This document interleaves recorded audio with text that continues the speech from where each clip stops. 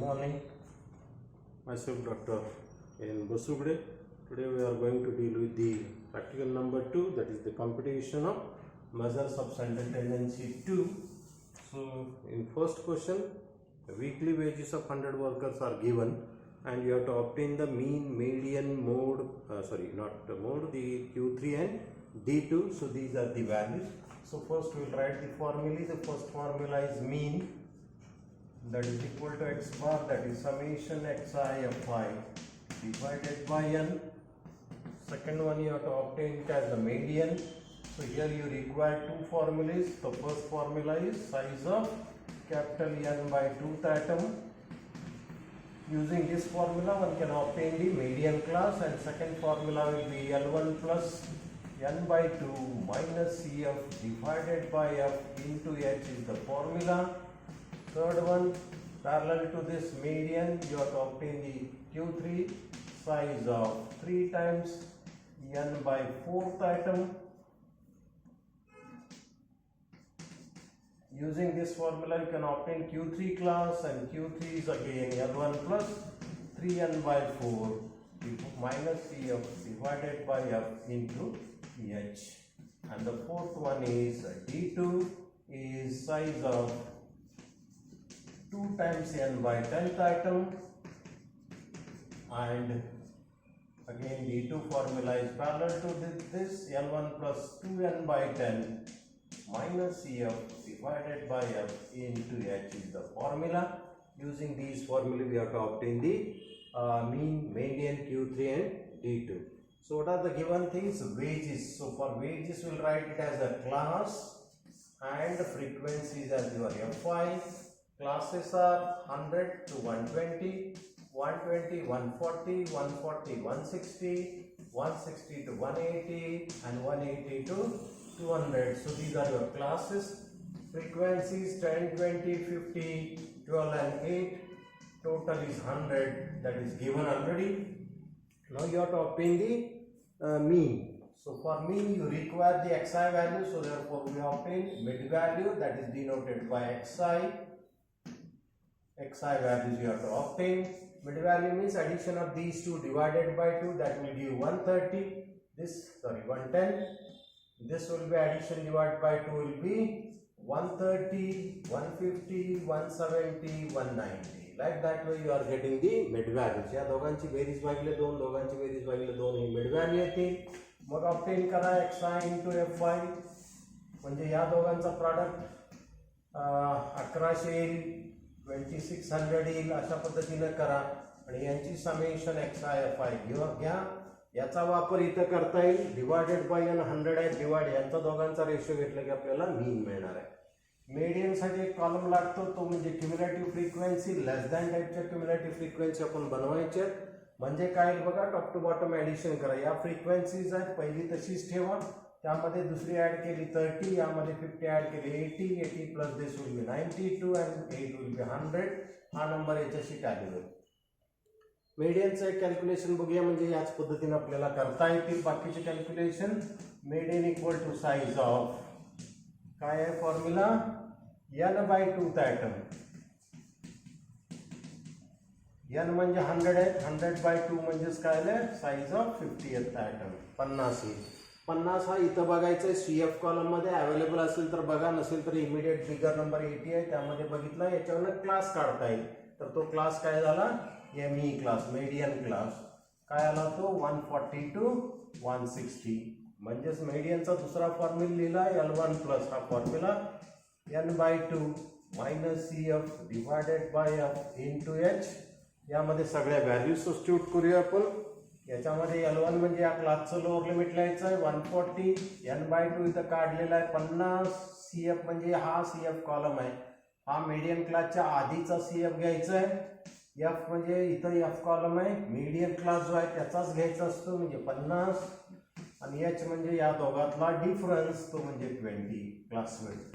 So 140 plus 20 by 50 into 20. So 140 plus 400 divided by 50. So 140 plus 8, so that will be 148. And the answer for million. तर तो आलेलं उत्तर ह्या क्लासमध्ये आहे का बघून घ्या, त्या पद्धतीने. पॅरलल कॅल्क्युलेशन Q3 आणि D2 ची आहे. Q3 साठी काय करणार, 3 टाइम्स n/4. n म्हणजे 100, 100ला 4 ने डिवाइड केलं तर 25 त्रिक 75, 75 पुन्हा 80 मध्ये बघता येईल, क्लास काढता येईल, हाच क्लास येणार आहे.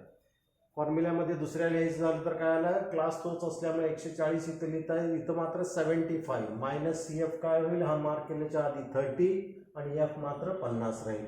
30 इथं 50 इथं लिहिलं आणि क्लास विड्थ 20 आहे. ते सिम्प्लिफाय केलं की Q3 मिळेल.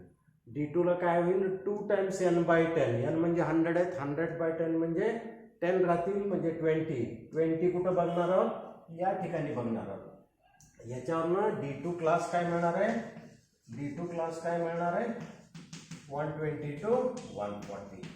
आणि मग यात व्हॅल्यू टाकायचे, दुसरा फॉर्म्युला लिहून, L1 म्हणजे 120, 2n/10 म्हणजे 20 मिळालेत आपल्याला. CF म्हणजे मार्क केल्याच्या आधीचा 10 घालायचा आहे. F म्हणजे त्या क्लासची फ्रिक्वेन्सी, मार्क केलेल्या क्लासची फ्रिक्वेन्सी 20 टाकायचे. H म्हणजे 20 असेल. सो 30 - 20 10 डिवाइड बाय 20 काय येतं ते बघा आणि इंटू 20 येतील आणि जे आलेलं उत्तर आहे ते या 120 मध्ये ऍड केलं की तुम्हाला D2 ची व्हॅल्यू मिळेल. तर हा झाला क्वेश्चन नंबर 1. क्वेश्चन नंबर 2 मध्ये काय काय आहे ते बघूया. क्वेश्चन नंबर 2 साठी काय दिलेलं आहे, क्लासेस दिलेले आहेत आणि त्यासाठी कॅल्क्युलेशन कुठले विचारलेत, जॉमेट्रिक मीन, हार्मोनिक मीन आणि मोड. त्यामुळे हे फॉर्म्युले उपयोगाचे नाहीत. पहिला फॉर्म्युला आहे तसा राहील. दुसऱ्या फॉर्म्युल्यासाठी काय आहे, geometric mean. Second one, geometric mean is equal to antilog of summation Fi log xi divided by n. तीसरा फॉर्म्युला harmonic mean that is equal to capital N divided by summation Fi by xi. चौथा formula येईल मोड साठी. इथं दोन फॉर्म्युले आहेत, value of x having maximum frequency, त्याच्यावरनं model class काढता येईल. आणि मग मोडचा दुसरा formula L1 plus F1 minus F0 divided by 2 F1 minus F0 minus F2 into याची या पद्धतीचा दुसरा फॉर्म्युला वापरून आपण कॅल्क्युलेशन बघणार आहोत. आता काय काय येतील बघा, तुमच्याकडे क्लासेस दिलेले आहेत आणि फ्रिक्वेन्सी पण दिलेल्या आहेत. काय दिले, 10 ते 19, 20 ते 29 अशा पद्धतीचे क्लास दिलेत, 50 ते 59 आणि फ्रिक्वेन्सीज 2, 8, 10, 7 and 3 टोटल इज 30 हे दिलेलं आहे. याच्यावरून तुम्हाला काय करावं लागेल, करेक्टेड क्लास म्हणून क्लासेस करेक्ट करून घ्यावे लागतील, कारण हे इन्क्लुझिव्ह टाईपचे, इथली व्हॅल्यू इथं नाही, इथली व्हॅल्यू इथं नाही, अपर लोअर लिमिट सेम नसतील तर इन्क्लुझिव्ह आहे, त्याचं कन्व्हर्शन आधी एक्सक्लुझिव्ह मध्ये करावं लागेल. ते कसं केलं जातं, करेक्शन फॅक्टर काढायचं आहे, सेकंड क्लासचं लोअर लिमिट प्लस क्लासचं अपर लिमिट यातला डिफरन्स 1, त्याला डिवायडेड बाय 2 0.5 लोअर लिमिट मधनं लेस करा, अपर लिमिट मध्ये ऍड करा, म्हणजे इथं येतील 9.5 to 19.5, 19.5 to 29.5, 29.5 to 39.5 अशा पद्धतीने शेवटी 49.5 to 59.5 असे येतील. त्याच्यानंतर आपल्याला आता मिड व्हॅल्यू काढावी लागतील. आता सगळं कन्सर्न आपला करेक्टेड क्लासशीच असेल, संबंध हा याचा काही वापर करायचा नाही आहे. मिड व्हॅल्यू यांची सम डिवायडेड बाय 2 केलं तर 14.5, यांची सम डिवाइड बाय 2 केलं तर 24.5, 34.5, 44.5, 54.5 अशा पद्धतीनं मिड व्हॅल्यू येतील. मग आपण काय करायचं, xi इंटू Fi करायचं आहे.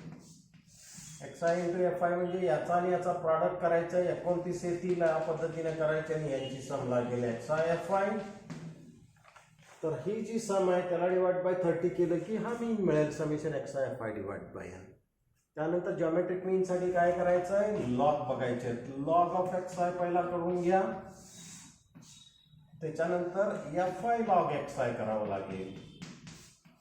म्हणजे काय काय बघा, लॉग xi म्हणजे या 14.5, 24.5 चे लॉग बघून घ्या, आलेल्या उत्तराला पुन्हा फ्रिक्वेन्सीनी मल्टिप्लाय करा आणि तो इथं लिहिता यायचा आहे. आणि यांची सम लागणार आहे आपल्याला, समेशन Fi लॉग xi हा वापर करायचा आहे आपल्याला इथं त्याला डिवाइड बाय 30 त्याचा अँटीलॉग बघितला की जॉमेट्रिक मीन मिळेल. त्याच्यानंतर हार्मोनिक मीनसाठी काय लागणार आहे, Fi डिवायडेड बाय एक्सआय लागतील. Fi divided by x i. Fi column इथं आहे 2 डिवायडेड बाय एक्सआय म्हणजे 14.5, 8 बाय 24.5, 10 डिवाइड बाय 34.5 हा इथं लिहिली आहे. फ्रिक्वेन्सीला एक्सआय व्हॅल्यूला डिवाइड करा, यांची पण सम लागेल समेशन Fi बाय एक्सआय. इथं वापरा n म्हणजे 30 आहे, यांचा रेशो जो काही येईल तो. तर या पद्धतीनं तुमचे हे पहिले 3 कॅल्क्युलेशन AM, GM, HM.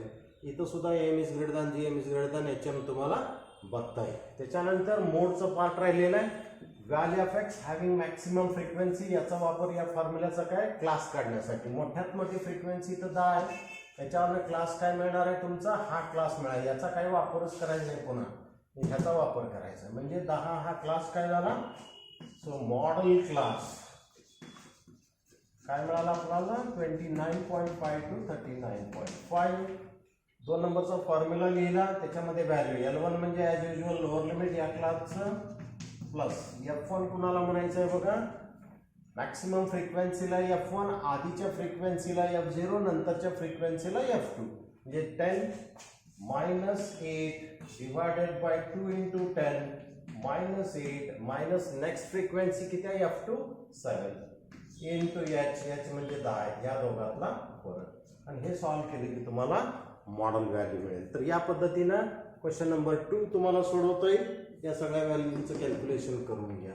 त्याच्यानंतर शेवटचा क्वेश्चन नंबर 3 बघूया आपण. याच्यामध्ये काय दिलेलं आहे, काय कॅल्क्युलेट करायचं आहे. तिसऱ्या याच्यामध्ये क्वेश्चन नंबर 3 मध्ये काय दिलंय, a train runs 25 miles at a speed of 30 miles per hour. त्याच्यानंतर another 50 miles at a speed of 40 miles per hour. Due to the repair of track, it travels 6 minutes at a speed of 10 miles per hour. Finally, it runs 24 miles at a speed of 24 miles per hour. Find the average speed of a train. म्हणजे इथं तुम्हाला काय दिलंय, average speed काढायचंय. स्पीडला आपण x म्हणूया, याला आपण XI म्हणायचं आहे, आणि डिस्टन्स ट्रॅव्हल किती केलंय त्याला फ्रिक्वेन्सी आपण म्हणणार आहोत, कारण ॲव्हरेज स्पीड काढायचं. आता काय काय दिलंय ते बघूया आणि त्याप्रमाणे लिहूया. ए ट्रेन्स रन 24 माइल्स म्हणजे डिस्टन्स 25 माइल्स आहे आणि स्पीड मात्र 30 माइल्स पर आवर दिले. पुढचे 50 माइल्स किती स्पीडने गेलेले आहे, 40 स्पीडने गेलेले आहे.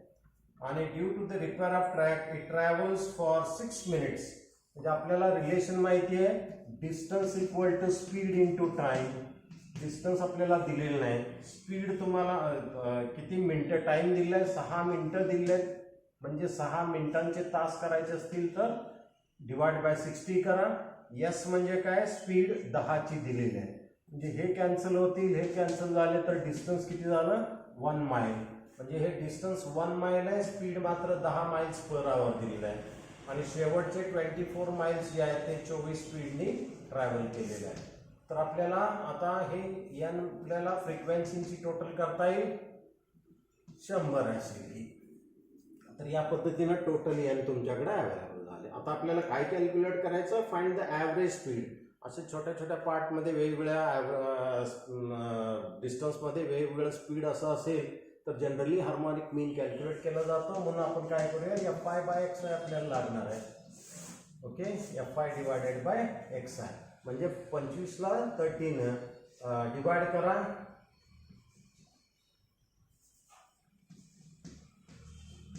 .83 असं येतील. सो हे 1.25 येतील, हे 0.1 येईल, हे 1 येईल. अशा पद्धतीने येईल. म्हणजे यांची जर सम केली तर काय येईल,